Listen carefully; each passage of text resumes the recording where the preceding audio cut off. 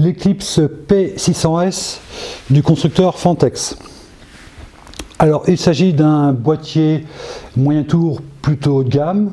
On le trouve donc aux alentours de 165 pour les meilleurs prix jusqu'à 200, aux alentours de 200 €. Donc un moyen tour relativement grand, puisque sa hauteur est de 52 cm, sa profondeur de 51 cm, sa largeur de 24 cm. C'est un boîtier exclusivement, quasiment en acier, donc d'un poids de 13,5 kg. Son volume est de presque 64 litres, donc c'est vraiment déjà un beau boîtier. Alors, on retrouve ce boîtier qui joue plutôt la carte du haut de gamme, d'un certain standing. Donc, on a une housse d'origine, dont on aura plus ou moins l'utilité. Et au niveau des accessoires, on a une petite boîte en carton, donc qui va contenir 4 braquettes pour disque dur 3,5 pouces. Donc, ce sont des braquettes qui sont clipsables par 2. Il y en a 4 de fournis, on peut en mettre en tout 6, donc il faut 10 pardon, donc on peut en racheter 6.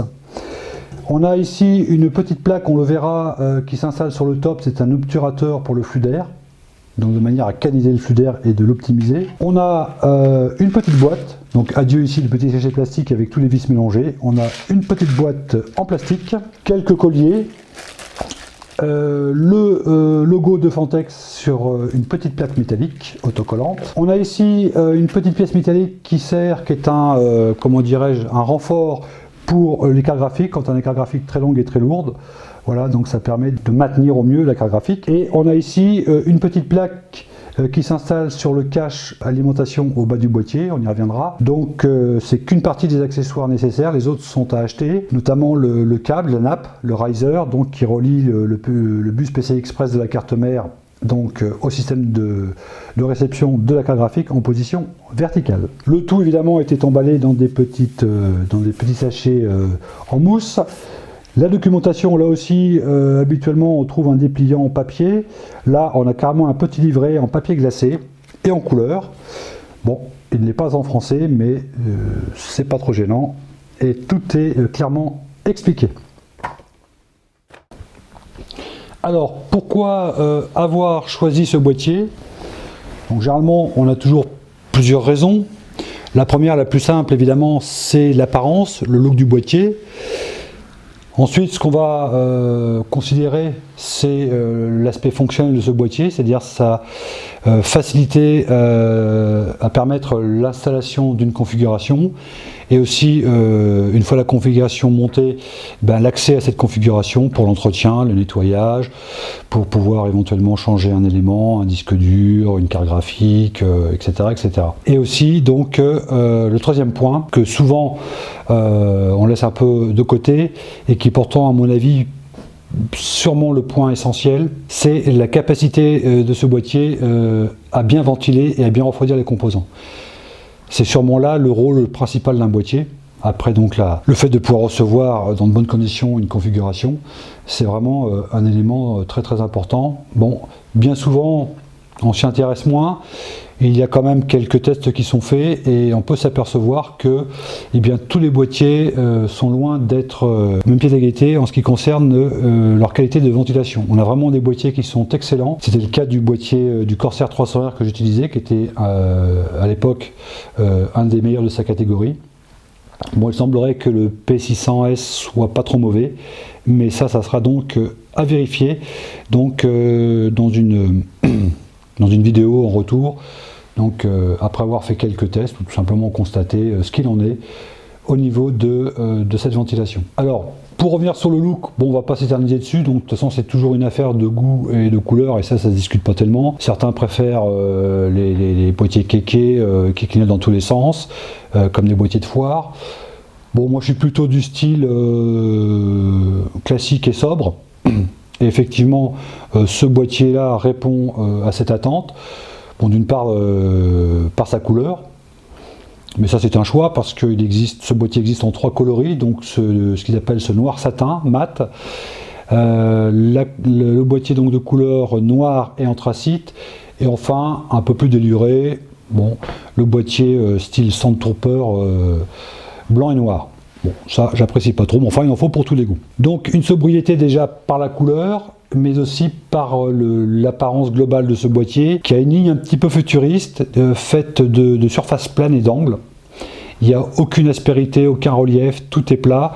On voit sur les portes, il n'y a aucun bouton ou système de clapet, de poignée pour ouvrir les portes.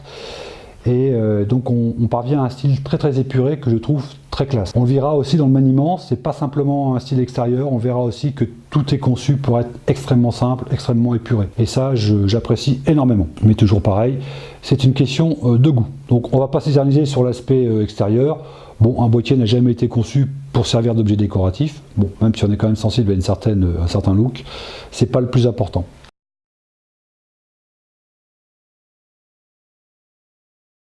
Le second point qui m'a beaucoup intéressé donc, dans ce boîtier, c'est tout l'aspect fonctionnel, donc la capacité à recevoir une configuration et à pouvoir évidemment intervenir dessus.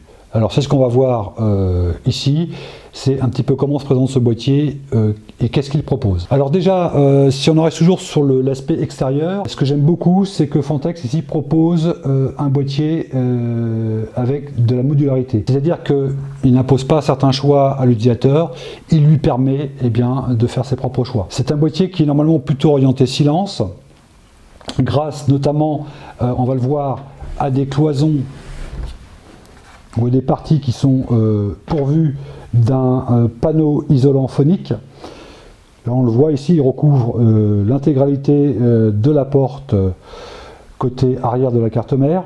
Donc c'est un panneau isolant de quelques millimètres, je dirais presque un demi-centimètre. Donc si on veut vraiment opter pour un silence le plus important possible, alors à ce moment-là, il est conseillé de prendre le boîtier non pas avec une porte vitrée, mais avec la même porte pleine de l'autre côté. Donc dans ces cas-là, le boîtier est pris en sandwich entre ces deux panneaux isolants. Et donc on a une plus grande efficacité dans la qualité sonore. Mais bien qu'on soit plutôt orienté silence, comme je disais à l'instant, Fantex nous laisse le choix. Et on a deux parties amovibles qui elles aussi sont là pour le silence, mais qui peuvent être retirées. Donc on a une plaque amovible sur le top. Alors pareil, quand on parlait de style épuré, c'est très simple. Pas de clips, pas de vis, pas de poignée, rien du tout. C'est une plaque qui est simplement posée. Donc de toute façon, elle tient avec son poids déjà, puisque c'est plus d'un demi-kilo. En plus, elle est aimantée. Donc juste de petits argots pour la mettre en place et une échancrure pour la retirer. Donc très très simple. Alors elle aussi est pourvue d'un panneau isolant et donc on peut la retirer et dans ce cas-là, on a accès à un mèche en tissu. Alors j'aime beaucoup parce que là on a un contraste avec la souplesse du tissu et la dureté de l'acier. On a un contraste assez sympa et je trouve assez classe. C'est identique pour l'avant. Là aussi on a une plaque amovible. Donc pareil, une simple échancrure pour saisir ce panneau. On peut le tirer donc vers l'avant et le laisser entrebâillé ou tout simplement le retirer. Très très simple. Lui aussi pourvu d'un panneau d'isolation phonique. Et derrière, on retrouve le mèche en tissu. Alors selon Fantex, ce mèche en tissu a la capacité de permettre un bon flux d'air tout en filtrant la poussière. Le pari impossible. On retrouve bien sûr là-haut en façade la connectique habituelle, deux USB 3, un USB type C génération 2, le bouton de reset, l'entrée micro, la sortie casque et un petit cache éventuellement. Donc la façade se retire comme beaucoup de boîtiers d'une manière très simple, elle est juste clipsée, donc on a juste à tirer dessus. Voilà. Donc ici on peut éventuellement s'amuser à démonter le mèche. Bon, il y a quelques vis, quelques clips. Derrière cette façade, on retrouve un filtre.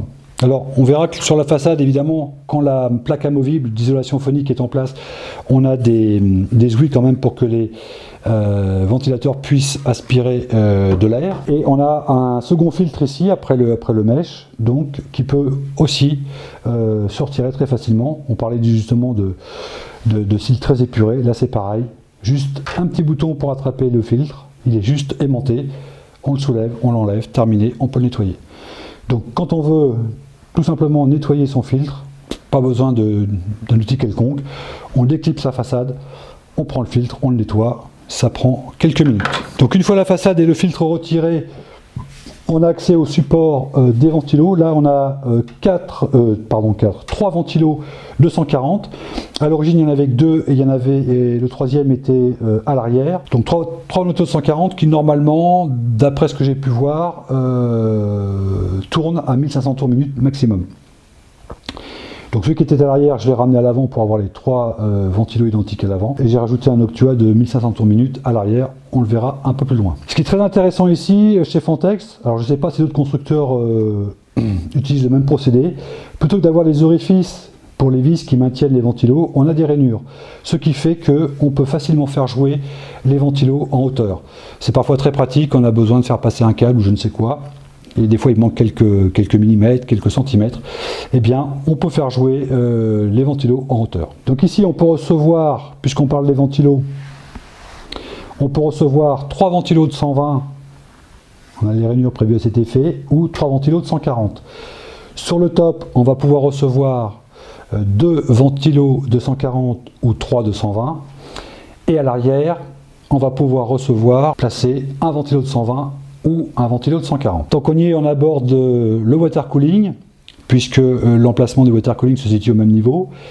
Devant, on va pouvoir mettre au maximum un radiateur de 3 x 120 ou 3 x 140. Il est prévu que ce radiateur puisse fonctionner en push-pull, c'est-à-dire avec des ventilateurs devant et derrière le radiateur. La place, on le verra aussi tout à l'heure, est prévue à cet effet. Sur le top, on peut mettre donc au maximum un radiateur de 3 x 120 ou un radiateur de 2 x 140. Et à l'arrière, on peut placer un radiateur de 1 x 120 ou 1 x 140. Donc voilà pour la façade. On retrouve en bas un orifice circulaire qui permet notamment de placer un système de vidange du water cooling. On passe maintenant à l'arrière du boîtier. Là on retrouve un système quand même relativement classique. En haut, juste un petit détail, mais bon, j'insisterai pas tellement parce que ça m'intéresse pas plus que ça. Ce boîtier est conçu pour recevoir un double système, donc une configuration classique, plus une carte mini ITX. Donc dans ces cas-là, il faut retirer la plaque, il faut racheter un bracket spécifique pour pouvoir installer cette mini carte. J'insiste pas parce que je compte pas utiliser ce système-là. On retrouve ici encore donc le support ventilo de l'arrière, donc toujours pareil avec le système des rainures. On verra aussi c'est pareil sur le top. Donc là volontairement je n'ai pas serré le ventilo pour montrer qu'effectivement on peut très facilement le faire jouer, alors un ventilo ou un radiateur de water cooling. Voilà ce qui permet de positionner au mieux l'élément. Évidemment l'emplacement pour la plaque entrée-sortie, 7 baies d'extension et 3 supplémentaires pour recevoir une carte graphique en position verticale. Justement les trous, c'est le petit renfort je pense pour la carte graphique. Pour ce qui concerne l'alimentation, on a aussi un bracket, en français on dirait un support, donc qui se démonte grâce à 2 vis à main. Ce support est vissé sur évidemment la partie arrière de l'alimentation, ce qui permet ensuite de rentrer l'alimentation depuis l'extérieur et de la maintenir en place grâce à ces 2 vis à main que l'on doit revisser. Sur l'alimentation, on retrouve le classique filtre anti-poussière.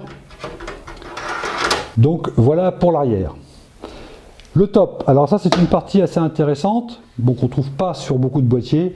Le top est entièrement amovible pour permettre l'installation des ventilateurs ou des ventilateurs plus du radiateur de water cooling de manière aisée. Alors pour enlever le top, c'est vraiment très simple, pas besoin d'outils non plus. 2 vis à main à l'arrière du boîtier. Une fois ces vis retirées, on tire légèrement le top vers l'arrière, on soulève et le top est tout simplement retiré. Très simple. Ensuite, une fois ce top retiré, on a de nouveau affaire à un bracket, à un support. Support donc destiné à recevoir, on l'a dit, 3 ventilos de 120, 2 de 140, ou un radiateur et ses ventilos, donc un radiateur maximum 3 x 120 ou 2 x 140. Pour retirer ce bracket ou ce support, 2 vis à main, des argots ici, on sort le support et tranquillement, très confortablement, on peut faire son petit montage à l'extérieur, y placer ses ventilos ou son radiateur de water cooling et ses ventilos. Et une fois que tout est en place, il suffit de remettre ce support. Donc toujours le même système de rainure pour pouvoir faire jouer les ventilos. des orifices pour passer les câbles d'alimentation des ventilos, des petits argots pour maintenir ces mêmes câbles. Ici un orifice normalement prévu pour le remplissage du système de water cooling. Donc une fois notre radiateur mis en place, donc on voit bien évidemment qu'avec le système de rainure, on peut faire jouer quand même d'une manière assez importante donc le radiateur ou les ventilateurs sur ce support. Et une fois que tout est fixé avec les ventilos, eh bien on n'a plus qu'à remettre l'ensemble donc sur le top. Donc pour remettre ce bracket en place, très simple, on glisse donc les argots dans les orifices prévus à cet effet, on repousse le bracket et on l'assujettit avec les deux vis à main. Donc ça c'est vraiment très bien fait. En plus le fait de pouvoir démonter le top, ça permet un nettoyage évidemment beaucoup plus efficace. Maintenant on va s'intéresser un petit peu à l'intérieur du boîtier. La porte vitrée, moi c'était un élément qui était pour moi indispensable. Bon, sur tous les boîtiers que j'avais utilisés jusqu'à présent, il y avait un système de panneaux coulissants avec des argots et des rainures. Bon, on loupait toujours, il fallait s'y reprendre à plusieurs fois. Il fallait les maintenir avec des vis à main. Bon, j'en avais un petit peu marre de ce système-là et je voulais vraiment un accès facilité au boîtier. Donc grâce à des portes sur charnière. C'est le cas ici, c'est vraiment très pratique. Dès qu'on veut atteindre quelque chose dans le boîtier, on a juste à ouvrir la porte, pas besoin de se prendre la tête à défaire des vis à main.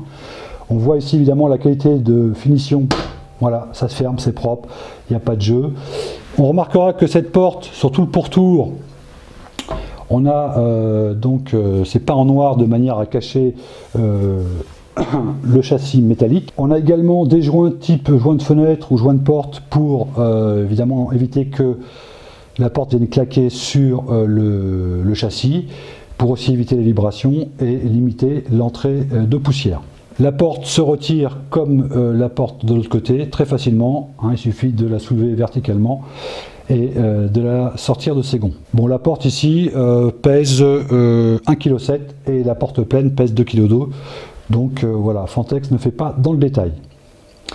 Alors l'intérieur de ce boîtier, première chose, moi qui me plaisait beaucoup, qui était aussi un des critères qui m'a fait choisir ce boîtier, c'est le cache alimentation.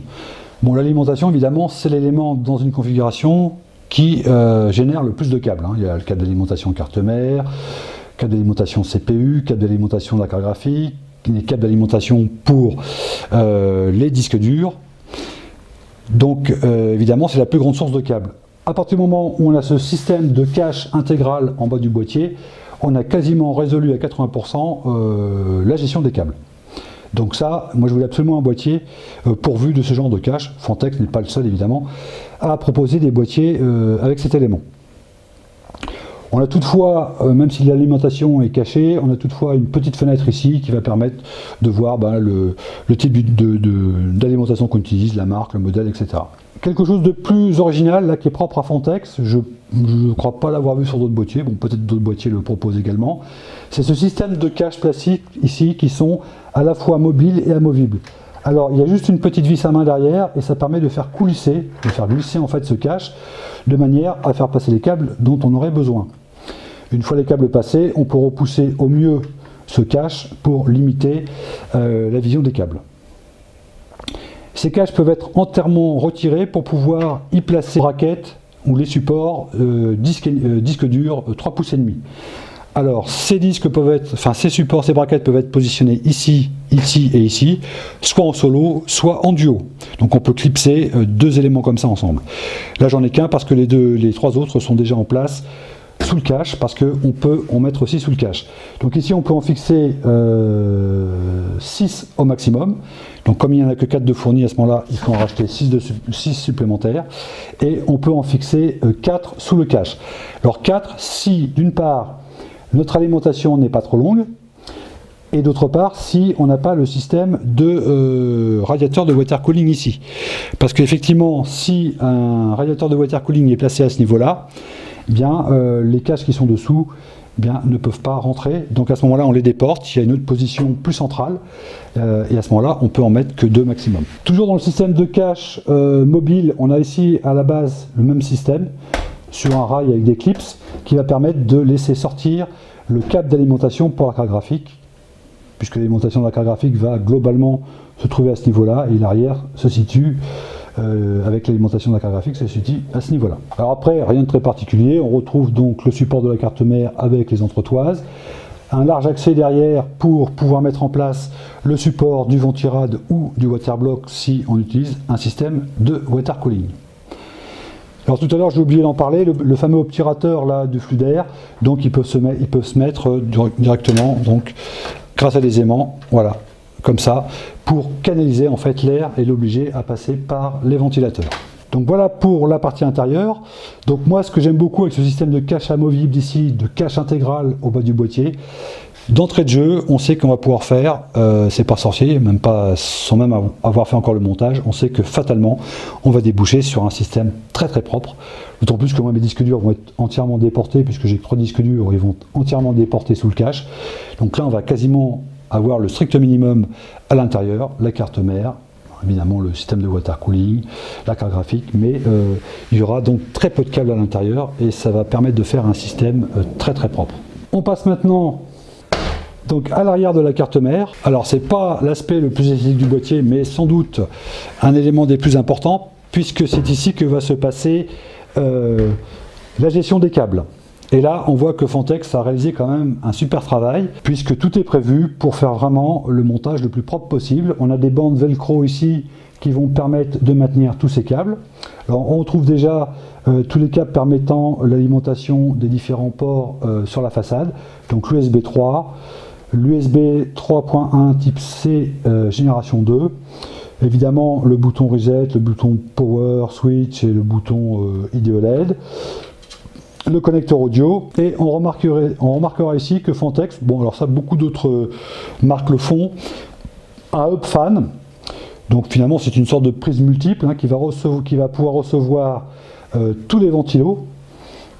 Donc cette carte évidemment est alimentée pour pouvoir alimenter les ventilos.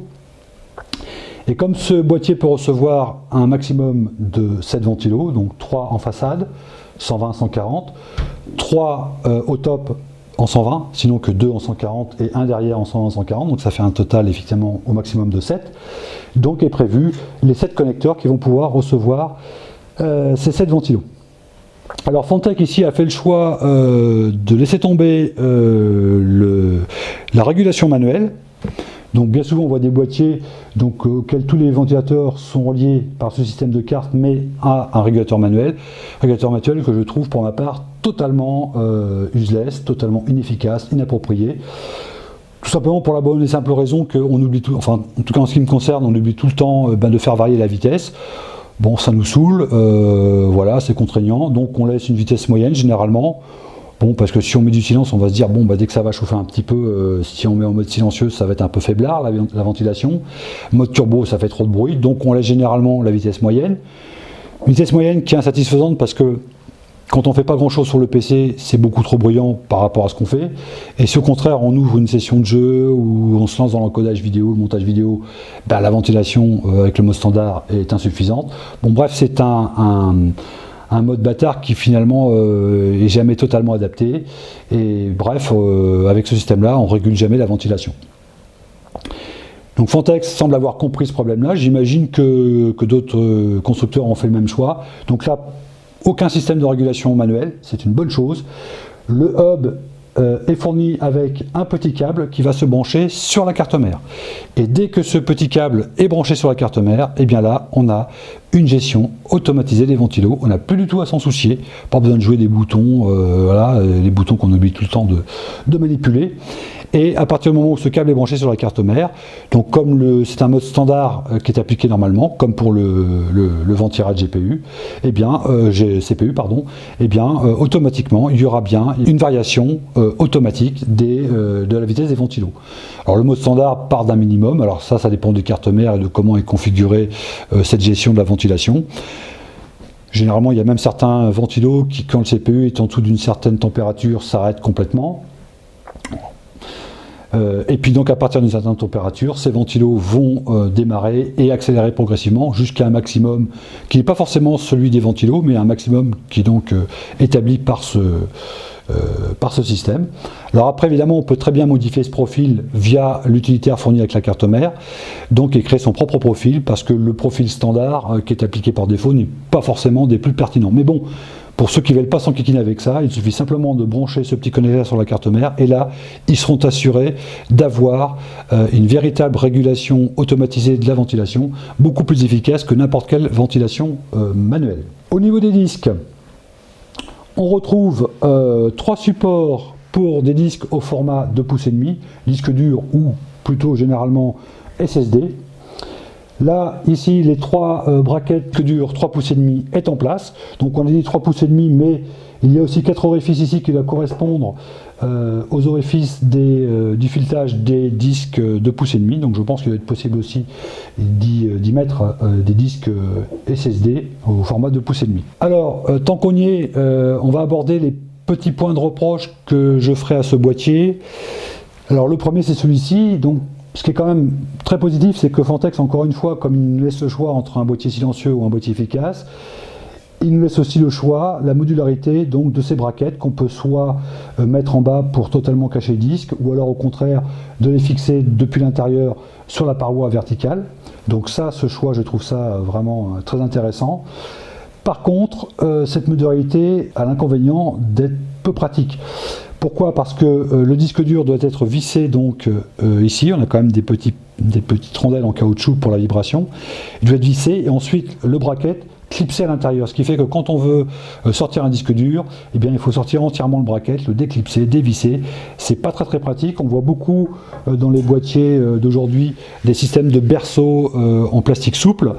Où il n'y a même pas besoin de vis, on a juste des petites tiges en fait qui rentrent dans les orifices latéraux du disque, les orifices filetés, donc même pas besoin de vis. On met le disque dans ce berceau, enfin dans ce support en fait, et après on vient clipser ce système dans le support. Et dès qu'on a besoin de retirer le disque, eh bien on le débranche, il y a une petite languette et on sort le système de panier avec le disque.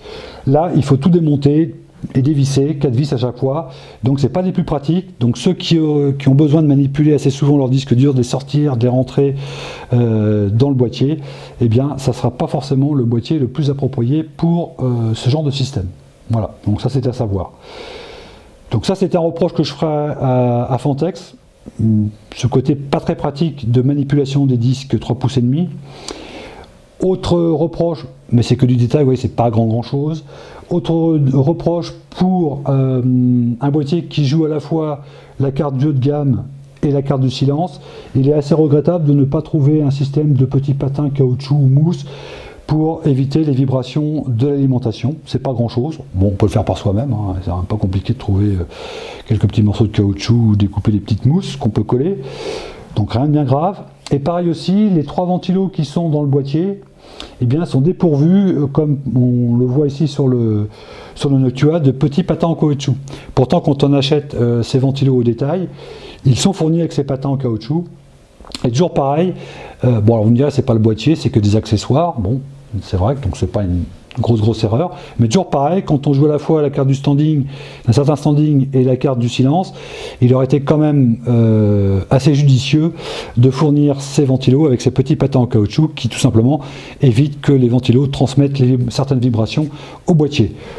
C'est que du détail, mais bon voilà, quand on est dans du haut de gamme et puis qu'en plus on est vraiment orienté silence, bah, ces petits détails ont quand même de l'importance. Donc c'est les seuls petits reproches que je ferai à ce boîtier. Alors il restera le troisième point qui est de tester la capacité de ce boîtier à bien refroidir les ventilos. Bon, il se trouve que j'ai le boîtier qui précédait celui-ci, c'était le 300R de chez Corsair, qui était donc à l'époque un des meilleurs boîtiers de la catégorie au niveau du flux d'air, qui proposait un très bon refroidissement des composants, parce que, on l'a dit déjà, tous les boîtiers ne sont absolument pas équivalents à ce niveau-là. Il y a des très bons boîtiers et hélas des très mauvais. Donc ça sera à vérifier. Il semblerait, d'après ce que j'ai pu voir, que bon, c'est pas trop désastreux, mais rien de tel que de se faire une idée par soi-même. Donc tester donc la capacité de refroidissement de ce boîtier, donc sans les caches amovibles, on l'a vu, et en les remettant, je pense que ça doit quand même jouer énormément à la fois sur le silence et sur le niveau de température des composants à l'intérieur du boîtier. Donc ça sera une troisième vidéo, un petit retour, donc à la fois sur la configuration en place et sur la capacité de refroidissement de ce boîtier.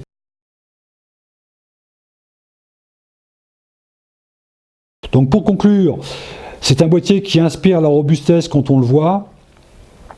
C'est pas qu'une impression.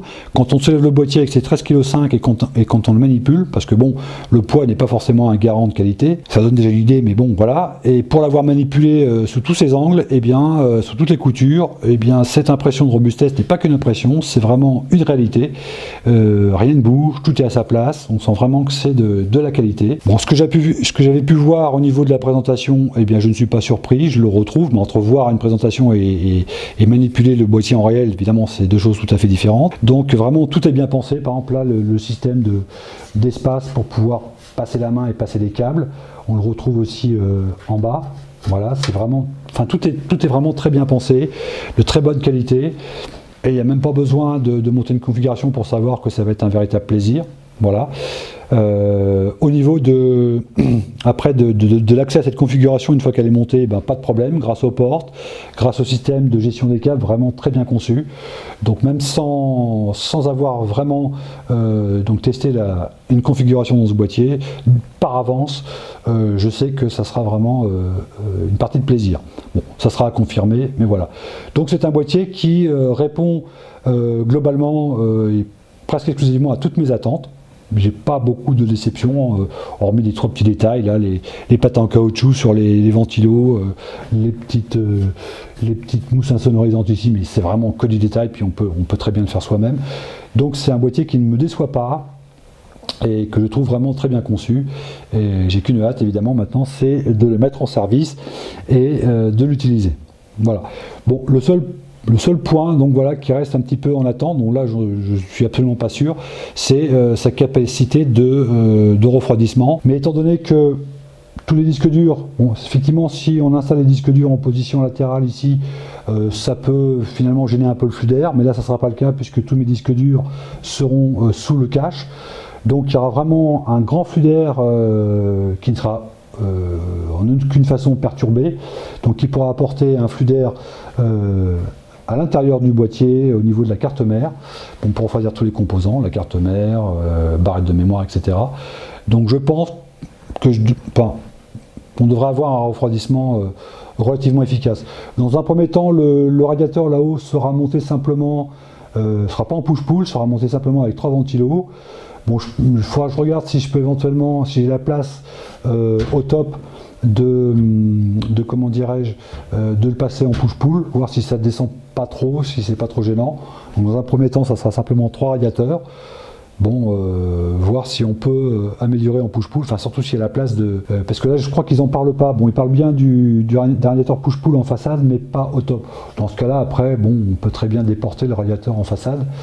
Mais je voulais quand même conserver les 3 ventilos en façade pour apporter un maximum de flux d'air, parce que c'est toujours par la façade que l'air frais arrive. Donc moi je préférais laisser simplement les ventilos à l'avant et mettre le radiateur plutôt au top, hein, pour permettre le meilleur flux d'air possible dans le boîtier.